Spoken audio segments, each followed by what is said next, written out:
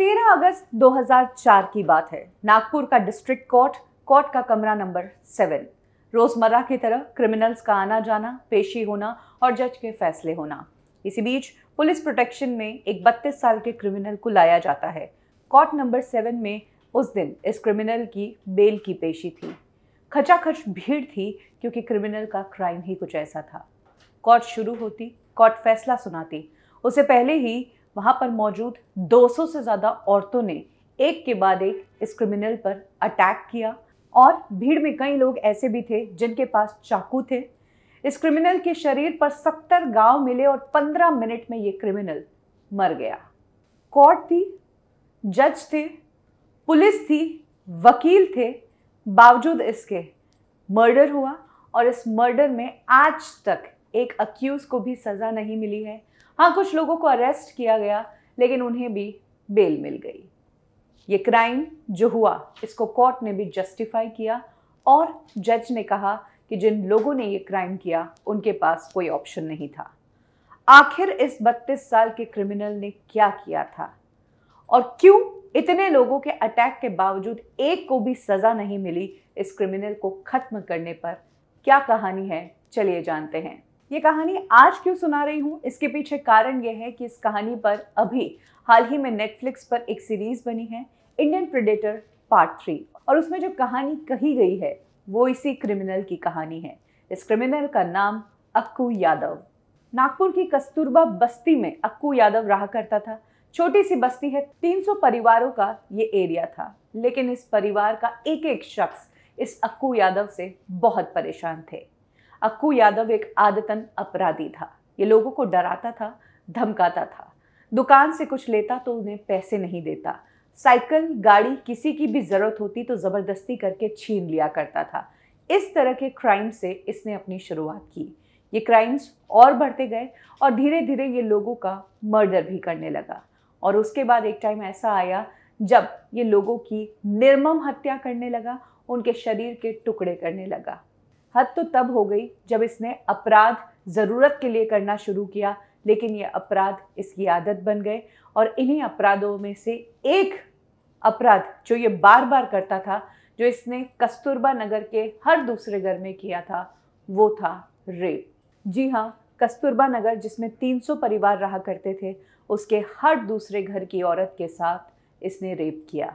जिन females का इसने rape किया उसमें कम उम्र की लड़कियां भी शामिल हैं और मिडिल एज्ड और हायर एज यानी कि वृद्धाएं भी शामिल है। कम उम्र वाली 10 साल की लड़की को भी इसने रेप किया और एक 16 साल की लड़की की दादी के साथ भी इसने रेप किया। ये इतना हैवान था। कस्तूरबा नगर बस्ती वाले अक्कू यादव के बारे में बात करते नहीं थकते। उसके खिलाफ इतने इंसिडेंट्स और इतनी हरकतें हैं जिससे वहां के लोग परेशान हो गए थे। कुछ लोगों ने जो अपने बयान दिए हैं उसमें उन्होंने बताया कि एक बार अक्कू यादव एक घर में सुबह के 4 बजे घुस गया। उसके बाद पति पत्नी में से पति के पैर में चाकू मार दिया और पति के सामने ही पत्नी के साथ रेप किया। एक इंसिडेंट ऐसा भी है जहां पर एक लड़की जिसकी शादी हुई ही थी उसका भी इसने रेप किया। हद तो तब हो गई जब एक औरत जिसने एक बच्चे को जन्म दिया था और 10 दिन ही हुए थे उसे जन्म दिए हुए, उस औरत के साथ भी अक्कू यादव ने रेप किया और शर्म से उस लड़की ने खुद को आग लगाकर सुसाइड कर ली। एक लेडी जो 7 महीना प्रेग्नेंट थी उसको बीच रास्ते में नंगा किया और सड़क पर उसके साथ रेप किया। अपने आदमियों को अक्कू यादव इंस्ट्रक्शंस देता कि 12 साल की लड़कियां जहां भी मोहल्ले में दिखे उन्हें उठा लाओ और फिर उनके साथ गैंग रेप हुआ करता था। आदमियों को भी नहीं छोड़ता था। एक बार एक आदमी को बीच रास्ते में नंगा किया और उस आदमी के शरीर पर सिगरेट्स दागी और उस आदमी को अपनी ही 16 साल की बेटी के सामने नंगा नाच करवाया। और एक बार तो हद तब हो गई जब इसने रेप के बाद एक लेडी के दोनों ब्रेस्ट काट दिए। इस तरह की निर्मम हत्याएं इसने कस्तूरबा नगर में की थी। वहां के लोग अक्कू यादव के आतंक से इतने डर गए थे कि 25 परिवार ऐसे थे जो इस गांव को छोड़कर जा चुके थे। लड़कियों को घर से बाहर निकलना मना था। सब्जी वाले इस मोहल्ले में आकर सब्जी नहीं बेचते थे। औरतों को दूसरे मोहल्ले तक जाना पड़ता था डरते हुए सब्जी खरीदने के लिए भी। लोग डरने लगे थे, लोग घर में रहने लगे थे। अब सबसे बड़ी बात, इतना कुछ एक पूरे एरिया में हो रहा है, एक एक घर का इंसान इस अक्कू यादव से परेशान है, पुलिस ने कोई एक्शन क्यों नहीं लिया? तो आपको बता दूं कि जितनी गलती अक्कू यादव की थी, शायद उतनी ही गलती या यूं कहे कि उससे ज़्यादा गलती तो पुलिस की थी। अक्कू यादव एक बहुत बड़ा गैंगस्टर था। वो पुलिस को जेब में रखता था। पुलिस को दारू, पुलिस को ब्राइब करना वो उसकी आदत थी और पुलिस वाले उसके दोस्त थे। कुछ औरतों ने कोशिश भी की अक्कू यादव के खिलाफ कंप्लेन करने की, लेकिन उन औरतों को पुलिस ने ही प्रोस्टिट्यूट कह दिया और कह दिया कि तू खुद चालू है तो अपने कैरेक्टर को देख। उनकी कंप्लेंट ही नहीं ली। पुलिस को कंप्लेन करने का कोई मतलब नहीं था, क्योंकि अक्कू यादव ने हर दूसरे पुलिस वाले को खरीद रखा था। तो आखिर फिर इस दरिंदे को पुलिस ने पकड़ा कैसे? ये दरिंदा कोर्ट तक और जेल तक पहुंचा कैसे? तो इसके पीछे एक इंसिडेंट है। एक बार हुआ यूं कि ये दरिंदा बस मासूम लड़कियों को अपना शिकार बनाने लगा, 12-13 साल की लड़कियों को। एक बार इसने 13 साल की लड़की का रेप किया था। उससे पूरा मोहल्ला ऑलरेडी सदमे में था। इसी बीच सेम मोहल्ले में रहने वाली रत्ना डुंगिरी के घर पर अक्कू यादव पहुंचता है और उससे पैसा मांगता है। वो मना करती है तो उसे धमकी देता है कि तुझे और तेरे पूरे परिवार को खत्म कर दूंगा। वहां पर उस दिन एक लेडी थी जिसका नाम था उषा नारायणे। उषा नारायणे ने उस दिन रत्ना से कहा कि तुम पुलिस में कंप्लेन करो, अब बहुत हो गया, तुम लोग इससे डरोगे जितना, ये उतना ही तुम्हें डराएगा। लेकिन रत्ना भी बाकी लोगों की तरह डर गई और उसने कंप्लेन करने से मना कर दिया।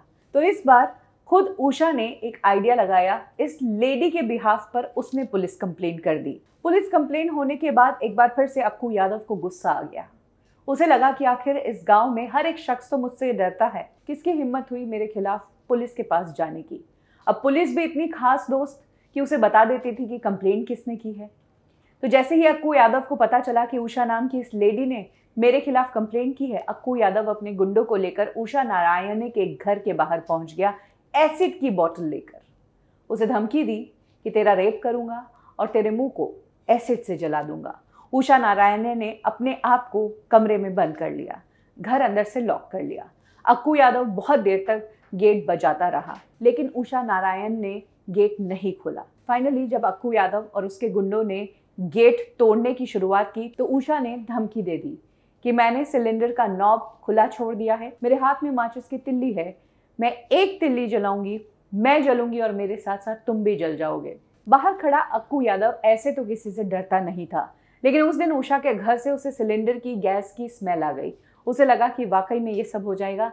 अक्कू वहां से उल्टे पैर चला गया। और उस दिन लोगों ने जब ये देखा कि अक्कू यादव को डराने वाला भी कोई आ गया है या इसे भी डर लगता है, गांव वालों को उसकी वीकनेस पता चल गई। गांव वाले सभी उसके खिलाफ एकजुट हो गए।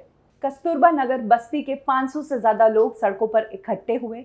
ये सभी लोग लाठियां लेकर अक्कू यादव के घर पहुंचे। इन सभी लोगों ने उसका पूरा घर जलाकर राख कर दिया और हालत ये हो गई कि जिस अक्कू यादव के कारण बस्ती के लोग भाग रहे थे, अब बस्ती के लोगों के कारण अक्कू यादव को छिपना पड़ रहा था और उसकी मां भी घर छोड़कर भाग गई। इसी बीच अक्कू यादव पुलिस के पास पहुंचा और पुलिस से प्रोटेक्शन मांगी। पुलिस तो उसकी दोस्त थी, तो अक्कू यादव को जेल में ही रख लिया।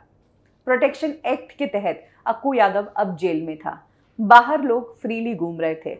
इसी बीच आती है डेट 13 अगस्त 2004 और उस दिन सभी गांव वालों को पता चलता है कि अक्कू यादव आज कोर्ट पहुंचने वाला है और वहां पर उसकी बेल की सुनवाई है और उसे बेल मिलने ही वाली है और वो फिर वापस जेल से बाहर आ जाएगा। गांव वाले नहीं चाहते थे कि वैसा आतंक वापस हो। उन्होंने डिसाइड किया था कि या तो अक्कू यादव जेल में रहेगा या फिर वो बचेगा ही नहीं। यही कारण है कि बस्ती के सभी लोग इकट्ठे होकर उस दिन कोर्ट पहुंचे। अक्कू यादव को पुलिस प्रोटेक्शन के तहत लेकर आती है। इसी बीच अक्कू यादव जब कोर्ट में जाता है तब भी उसकी दादागिरी कम नहीं होती है। वन ऑफ द लेडी जिसका अक्कू यादव ने रेप किया था, उससे टकरा कर अक्कू यादव कहता है कि तू तो है ही प्रोस्टिट्यूट और छूटते ही मैं तेरे साथ फिर से रेप करूंगा। उसकी इस बात पर पुलिस वाले जो उसके दोस्त ही थे वो भी हंसते हैं और यहाँ पर ये औरत अक्कू यादव पर भड़कती है, अपना जूता निकालती है और उसके सिर पर दे मारती है। और इसी बीच बाकी सारी लेडीज भी एंट्री करती है। ये सभी लेडीज कस्तूरबा बस्ती की थी। इन लेडीज ने अपने चेहरे छुपाए हुए थे। इन लेडीज के पास लाल मिर्ची थी। इसके अलावा कुछ लेडीज के पास हथियार भी थे जिसमें धारदार चाकू थे। ये लड़ाई शुरू होती है। पीछे से कुछ और लेडीज आती हैं जो पहले अक्कू यादव की आंखों में मिर्चियां डालती है। साथ जो पुलिस वाले हंस रहे थे उनकी आंखों में मिर्ची डाली जाती है और एक के बाद एक लेडीज चाकू से अक्कू यादव पर वार करती है। एक वार करती है, चाकू दूसरी को देती है, दूसरी वार करती है। इन सभी लेडीज ने डिसाइड किया था कि एक एक करके हम सभी उसके ऊपर वार करेंगे। 15 मिनट में अक्कू यादव का खेल खत्म। कोर्टरूम का जो पूरा फ्लोर वाइट मार्बल का था वो पूरा लाल हो चुका था। दीवारों पर खून के धब्बे थे। वो कहता रहा कि मुझे माफ कर दो, मैं आगे नहीं करूंगा, लेकिन किसी ने उसकी नहीं सुनी। औरतों का गुस्सा इतना ज्यादा था कि एक औरत ने तो अक्कू यादव का प्राइवेट पार्ट तक काट दिया था। कुछ इस तरीके से अक्कू यादव को खत्म किया उन सभी लेडीज ने जो उसका शिकार बन चुकी थी। कोर्ट में ये सब कुछ हुआ था, पुलिस ने ये सब देखा, जज भी वहां पर थे, केस भी बना, 5 लोगों को अरेस्ट भी किया गया, लेकिन सबूत के अभाव में इन सभी को छोड़ दिया गया। अक्कू यादव का एक नेफ्यू भी आया इस बीच में और उसने भी कहा कि मैं मेरे अंकल का बदला लूंगा, लेकिन उसे तो 15-16 साल के लड़कों ने ही खत्म कर दिया। और इस तरह से अंत हुआ इस दरिंदे का, जिस पर बनी है ये सीरीज प्रीडेटर 3।